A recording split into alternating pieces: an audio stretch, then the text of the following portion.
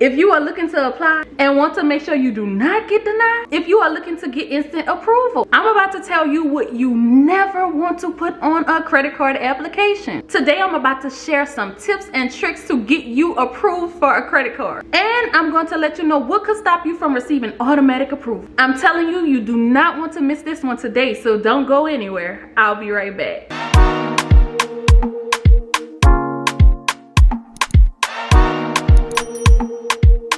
What's up, guys? This is Monique and welcome back to the channel. I am back with the news that you can use by first if you are new here. Hello, bonjour, hola, konnichiwa, shalom. Thanks so much for stopping by, but don't just be a stranger. Go ahead, hit that subscribe button and join the family, because here we go everywhere in life together and all we do is win. Also, do me a huge favor and like this video to help it get out to more people. All you have to do is take a couple of seconds, hit that like button, and that'll do the trick. So getting right into this video, let me be very candid and upfront with you. I am not in the business of working miracles. So if your credit score happens to be a 2, you will not be automatically approved. And honestly, what I mean by that is if you have an extremely low credit score, you will not get automatically approved no matter what you put on an application. Because at the end of the day, you have to realize the person that is lending you their line of credit is in the business of actually making money. And they also want to make sure if they're going to lend some out to someone, if they're going to lend someone a line of credit, then they want to make sure they're going to be paid back. What an extremely low credit score says is, yes, I want to borrow some of your money.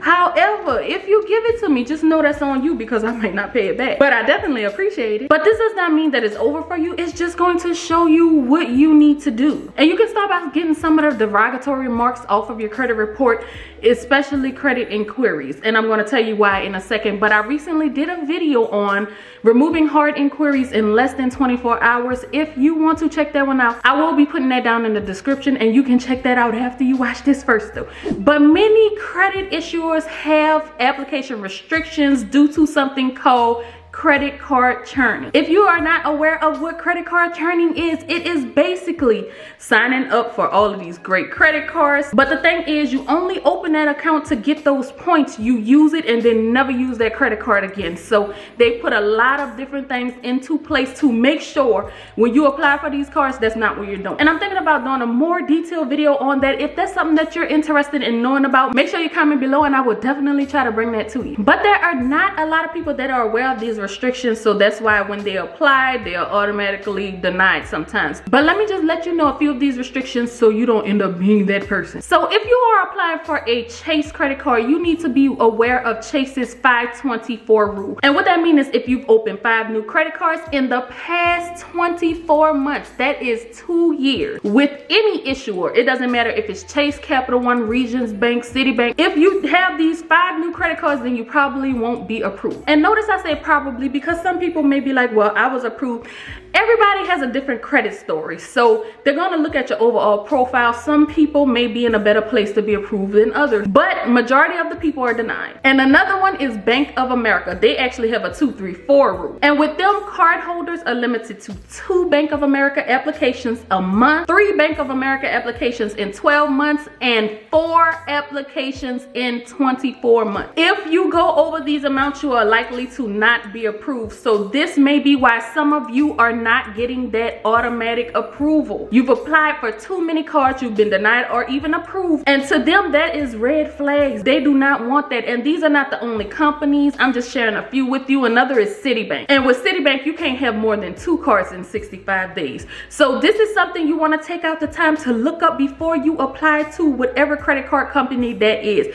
Look to see what their restrictions are so that you can make sure you put yourself in the best position when you are applying for these cards. I'm trying to get automatic approval for you guys, and this is one of the things that it takes. But when it actually comes to the application itself, one of the biggest things I found that do not work for a lot of people, one of the things that you want to avoid putting on the application is that you are self-employed. Now again, I'm not saying this won't ever work, because for some people this works, but that's because your overall credit profile looks pretty good. You probably have a really high credit score, so when the system sees that part of the application, they're like, okay, we're still going to push them through. But this is more so for my people that's kind of riding the fence, the people that may get a yes or may get a no depending on everything that you put on this application. And self-employment can be one of those red flags that stop you from getting automatic approval. And you have to kind of put yourself on the other side of the table sometimes to think about how these things work. So to them, what it looks like is this person is self-employed. They don't have a pretty good credit score,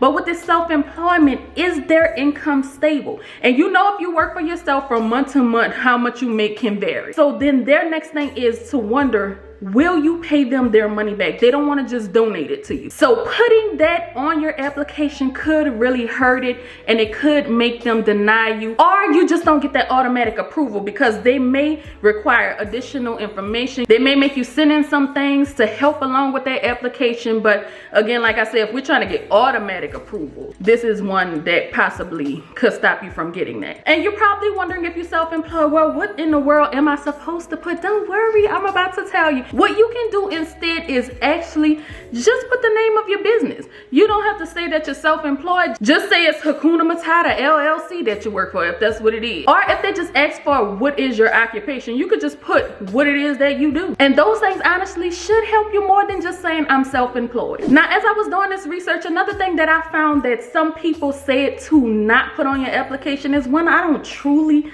100% agree with, but that's saying that you are retired. They say you should not ever put that you are retired on an application. Now, yes, you may be on a tighter budget than some people may be, but I know many people that are retired that actually have been approved for way more cards than I have and have higher limits than I have. So with this one, retirement may come into play when it comes to your debt to income ratio. That's how much you owe versus how much you make, how much you're putting out each month versus how much you're bringing in. So that's going to be your mortgage, your rent, your car notes. If you still have those things when you're retired and you're paying most of your money towards that and you have little to nothing left over, then that's going to send red flags for them. And since we are on the topic of income, the next thing that you want to not put on your application is an extremely low income, because as I mentioned, it's going to be looking at your debt to income ratio. So if you are putting way more out than you are bringing in, then you will not be approved. I'm not saying go lie on this application and tell the people that you are a millionaire, you just won a lottery,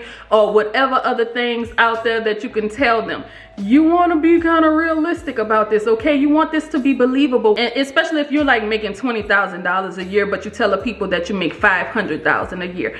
No, we're not going to do that. But what you can do is actually look at your entire household income. If you are married, you can include your spouse's income with yours, and then you put that on the application and like, look, this is how much I can cover. Because if you are out here putting high numbers too, that could trigger them asking you to send in your information to prove that you make that amount, and you don't want to do that. So keep it realistic, keep it believable, but make sure it's enough to kind of balance everything out so that you could get that automatic approval. Now, if you are in a really bad place, you're like, look, Monique, I've tried everything. I keep getting denied and I keep changing this, doing this, nothing is working. I need a credit card. What you can actually end up doing is getting a secured credit card. And what that is basically a credit card that's backed by a deposit from you. So if you give $200 for a deposit, then your line of credit for that credit card will be $200. The cash that you give them will act like a collateral just in case